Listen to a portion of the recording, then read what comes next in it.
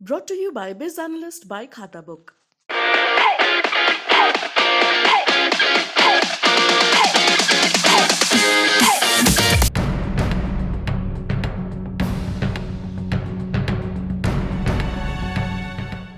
NATO क्या है, कैसे काम करता है और इसके कौन से सदस्य हैं, कब कब नेटो से कौन कौन जुड़ा, इसकी तमाम जानकारी भारत तक आपको दे चुका है। इसके लिए हमने एक अलग से वीडियो बनाई थी आपके लिए। उस वीडियो का जो लिंक है हम अपने डिस्क्रिप्शन बॉक्स में डाल देंगे। लेकिन आज हम बात करने वाले हैं कि कोई भी देश आखिर नेटो का सदस्य कैसे बनता है, उसे क्या करना होगा कि नेटो जो है उसे अपना हिस्सा बना लेगा। तो आइए जानते हैं कि आखिर वो 5 स्टेप कौन से हैं जिसकी वजह से या फिर जिसकी मदद से कोई भी देश आसानी से नेटो का हिस्सा बन सकते हैं। नेटो 1949 में से गठन हुआ, 12 सदस्य आए, लेकिन आपको बता दें कि आज के डेट में यानी कि मौजूदा तारीख में तकरीबन 30 सदस्य जो हैं इसके हैं। यानी जो सबसे लेटेस्ट है वो है नॉर्थ मैसेडोनिया, जो इसका मेंबर बना। लेकिन कैसे? ये सब होता है नेटो के आर्टिकल 10 की मदद से। आर्टिकल 10 की मदद से कोई भी देश जो है कुछ प्रक्रियाओं का पालन कर आसानी से इसका मेंबर बन सकता है। सबसे पहले जो पहला स्टेप है वो ये है कि जो देश अगर बनना चाहता है नेटो का मेंबर, उसे 3 खास बातों का ख्याल रखना होगा। उसमें यह है कि उस देश को यूरोपियन यूनियन का हिस्सा होना चाहिए।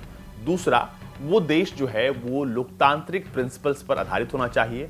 और तीसरा, उस देश को यूरो अटलांटिक क्षेत्र की सुरक्षा के लिए प्रतिबद्ध होना पड़ेगा। यह सबसे पहला स्टेप है जिनमें 3 बातों का खास ख्याल रखना होगा। दूसरा स्टेप यह है कि अगर आप इन तीनों बातों को जस्टिफाई करते हैं तो आप चलते हैं दूसरे स्टेप की तरफ, और वो है मैप, मेंबर एक्शन प्लान।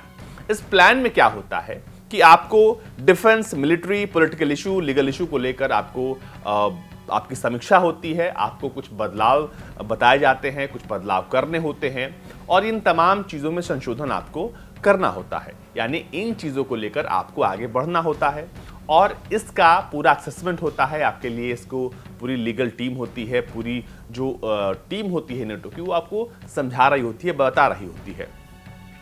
और इसके दौरान कुछ रिफॉर्म्स भी होते हैं। अब बढ़ते हैं तीसरे कदम की ओर। तीसरा कदम है कि जो रिफॉर्म्स आपने किए हैं पॉलिटिकल, मिलिट्री वाइज या फिर लीगली या फिर ये कह लें कि डिफेंस वाइज, उनका जो है वो उनकी समीक्षात्मक बैठक होती है। और इस समीक्षात्मक बैठक में आपकी समीक्षा की जाती है, और ये समीक्षा कर रहे होते हैं नाटो के वो तमाम देश, नाटो के तमाम वो मेंबर। इसमें आपको कह सकते हैं एक्सेशन टॉक्स होती हैं, और जितने भी देश जो आपको सुझाव दे रहे होते हैं नेटो मेंबर्स, वो आपको मानने होते हैं, और अपनी जो प्रतिक्रियाएं हैं उसमें अच्छी बुरी वो सब कुछ आपको मानने होती हैं। ये होता है तीसरा स्टेप। इसमें ये होता है कि बीते 1 साल में जब से आपने अर्जी डाली है नेटो के मेंबर बनने की, तब से लेकर अब तक आपने क्या कुछ रिफॉर्म्स किए, उनका आकलन होता है, उन पर बातचीत होती है। चौथा स्टेप होता है कि जब आपके आकलन की बात हो जाती है और अगर आप सही दिशा में काम कर रहे होते हैं, तो 2 स्टेप या 3 स्टेप का मतलब कतई ये नहीं है कि आपको नेटो का मेंबरशिप जो है वो मिल गया, बल्कि इन 2 स्टेप से आप आगे बढ़ते हैं, क्योंकि कुल 5 स्टेप हैं।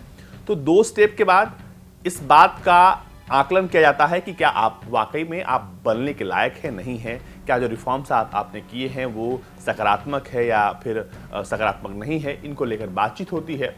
फिर तमाम नेटो देश जो हैं वो इस बात पर सहमति जताते हैं कि आपकी जो अर्जी है उसको स्वीकार की जाए, और वो उस अर्जी पर अपनी सहमति जताते हैं। इस दौरान वो जो देश होता है जो अभी हिस्सा नहीं बना है, उसको नेटो के लोग हैं अपने कुछ कामों का, कुछ प्रोजेक्ट्स का उसे हिस्सा बना लेते हैं। लेकिन इसका कतई अर्थ ये नहीं है कि वो नेटो का मेंबर बन गया। जो 5वां स्टेप है वो ये है कि जो देश चाहता है उसका हिस्सा बनना, उससे खुद ही अडॉप्ट और डिपोजिट करना होता है बिल ऑफ रैटिफिकेशन। और ये होता है अलग अलग देशों में अलग अलग प्रक्रियाओं के तहत। कुछ देशों में ये सब कुछ होता है रेफरेंडम के तहत, कुछ देशों में ये पार्लियामेंट्री वोट्स के बाद होता है। अगर जनमत संग्रह की बात करें या फिर हम पार्लियामेंट्री वोट्स की बात करें, दोनों की जो अमूमन जो समानता है वहां पर दोनों सेम है। तो ऐसे में किस तरह से कोई देश जो है अपना जो रेटिफिकेशन करा रहा है वो उस देश पर निर्भर करता है, उसके पार्लियामेंट्री सिस्टम पर निर्भर करता है। और ये सब कुछ होने के बाद, ये 5 स्टेप होने के बाद ही कोई भी देश आसानी से नेटो का मेंबर बन जाता है। तब वो कहला सकता है नेटो का सदस्य।